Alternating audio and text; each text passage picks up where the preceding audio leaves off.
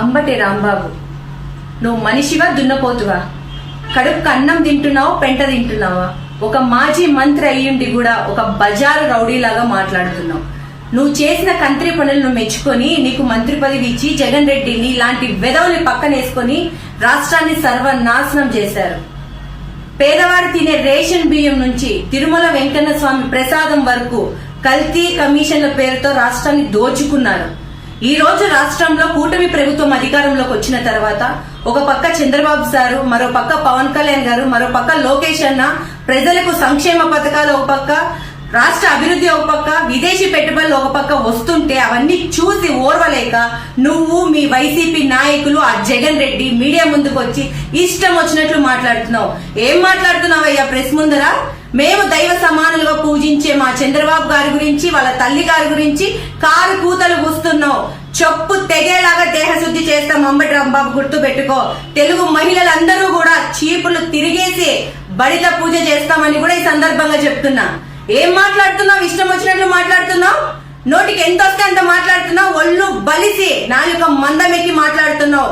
వెంటనే నువ్వు మాట్లాడిన కారు కూతలకు బాధ్యత వహిస్తూ చెంపలేసుకొని చంద్రబాబు సారికి, వాళ్ళ అమ్మగారికి క్షమాపణ చెప్పాలి. లేకపోతే తెలుగు మహిళలందరూ కూడా నువ్వు ఎక్కడ దాక్కున్నా వచ్చి చెప్పు తెగేలాగా కొట్టి బుద్ధి చెప్తామని కూడా ఈ సందర్భంగా చెప్తున్నా. దయచేసి ఈ వీడియోని మహిళలు చిన్నపిల్లలు చూడమాకండి. ఎందుకంటే ఈ వీడియోలో మాజీ మంత్రి ఒక పోరంబోకు ఎదవ, ఆ ఎదవ కామాంధుడు అన్నమాట. ఆ ఎదవకి నోటికి ఎంత వస్తే అంత మాట్లాడుతున్నాడు. చంద్రబాబు నాయుడు గారిని ఉద్దేశించి లకారాలతో సంబోధిస్తూ లాస్ట్ లో నీ అమ్మ ఆయమ్మ అని చెప్పేసి అంటే అక్కడ దాకా వెళ్ళిపోయారంటే వీళ్ళు, నా కొడుకులు వీళ్ళు ఒకడికైతే పుట్ల అనకూడదేమో కానీ మనం కూడా దిగజారితో మాట్లాడకూడదు. కానీ వీళ్ళ భాషా విధానం ఒకసారి వినిపిస్తానండి. నేను ఎంత దారుణంగా మాట్లాడుతున్నాడు.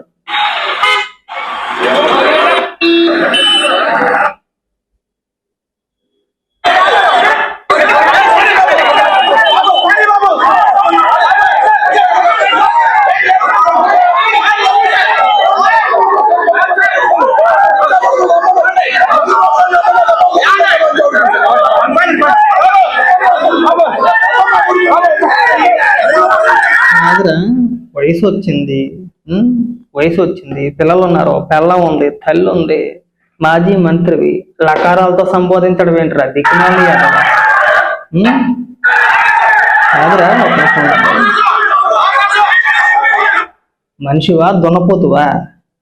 మనిషికే పుట్టావా? దున్నపోతే ఏమైనా సంసారం చేస్తే పుట్టారా? పోరంబోకి ఎదవలు మంత్రులు అని చెప్పేసి అని మర్చిపోతున్నారు. లకారాలతో సంబోధించడం ఏంట్రా?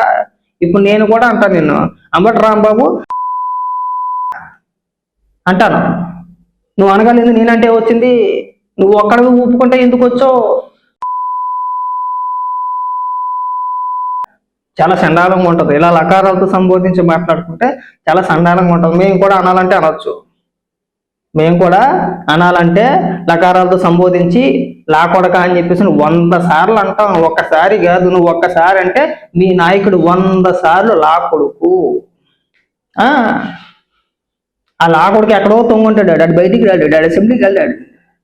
ఇక్కడికి వచ్చి నీలాంటి జోడుకులందరినీ పంపించి లకారాలతో మాట్లాడితే ఎవడో మాట్లాడలేట్రా. ఏట్రా లాస్ట్లో మీ అమ్మ అమ్మ అని చెప్పేసి మాట్లాడుతున్నావు. నీ అమ్మ సంగతి ఏంటి? నీ పిల్లల సంగతి ఏంటి? అంటే బాగుంటుందా? మేము మాట్లాడలేము నీ కుటుంబ సభ్యులను ఉద్దేశించి. ఎదవ నువ్వు ఒక మాజీ మంత్రివిరా. ఈ ఎదవకి ఎన్నిసార్లు చెప్పాలో నాకు అర్థం కావట్లా. ఒరే పోరంబోకి ఎదవ, నువ్వు ఒక మాజీ మంత్రివి. రాజకీయాల్లో వ్యక్తిగత విమర్శలు ఉండకూడదు. లేక ఎదవ గుర్తుపెట్టుకో బాగా. నీకంటే పోరంబోకి ఎదవలు నయం. ఆ గంజా బ్యాచ్ వాళ్ళు ఉంటారు కదా, వాళ్ళు నయం. సంస్కారహీనుడా. నిన్ను ఎలా వర్ణించాలో నాకు అర్థం కావట్లా. నేను ఏ భాషలో తిట్టాలో నాకు అర్థం కావట్లా. పోనీ నీలాగా లకారాలతో సంబోధించి తిడదామంటేనేమో ఎక్కడో ఒక మూల సంస్కారం అడ్డు వస్తుంది. మళ్ళీ నలుగురు చూస్తూ ఉంటారు, ఏమనుకుంటారు గమ్మున ఏంటి అని చెప్పేసి ఒక బాధ కలుగుతూ ఉంటాయి. నువ్వేమో నీ సిగ్గుగా మైక్ కనపడగానే లాకొడక ఆ కొడక లాస్ట్లో నీ అమ్మ ఆయమ్మ అని మాట్లాడుతున్నావు. మీ అమ్మ ఒక్కరితే పతివతా శిరోమణి, నీ పిల్లం ఒక పెద్ద పతివతా శిరోమణి. పాపం కూడా నీ నాయకుడు ఏరా అంటే నీలాంటి పోరంబోకు నా కొడుకుల కోసం చంద్రబాబు నాయుడు గారు రావాలా? మరి నిన్ను పంపించిన నా కొడుకు ఏమైపోయాడు? ఆడెంత చేతవా? ఏం భాషలు రాయి లకారాలతో సంబోధించుకుంటా పిచ్చిన కొడకలారా. మంచివా దున్నపోతురా? మనిషికి పుట్టావా, పందికి పుట్టావా, కుక్కకు పుట్టావురా? ఏం భాషరా అది? మాజీ మంత్రి అదన్నా సోయింద్రా నీకు అసలా? ఎరా కామందుడా, కామ కుక్క, నేను ఇదే అనాలరా, నేను ఒక కామ కుక్కవే. నీకు వరుసలు ఉండవు, ఇంకా తల్లి లేదు, పిల్లవ లేదు, చెల్లి లేదు, కూతురు లేదు. సత్య వయసు వచ్చిన పోరంబోకి ఎదవా ఇంకా మసాజులు గిసాజులు అని చెప్పి తిరుగుతూ ఉంటావు. నిన్ను ఎలా తిట్టాలో కూడా నాకు అర్థం కావట్లా. పదాలు దొరకట్లేదు. నేను మాట్లాడాలంటే నీలాగే చక్కగా బోల్డ్ బూతులు మాట్లాడేస్తాను, అమ్మ నా బూతులు మాట్లాడేమంటే. కానీ ఎక్కడో దిక్కున సంస్కారం ఒకటి వస్తుంది. ఎందుకు లే ఈ యదవతో, ఎందుకు ఈ యదవలు అనవసరంగా తిట్టినా కానీ పాపమే అని చెప్పేసి ఆగిపోతున్నావు. నీకు టైం దగ్గరికి వచ్చేసింది. నీకు గోస ఎక్కిపోతున్నాను అడుగు. నీకు రోజులు దగ్గర పడ్డాయి.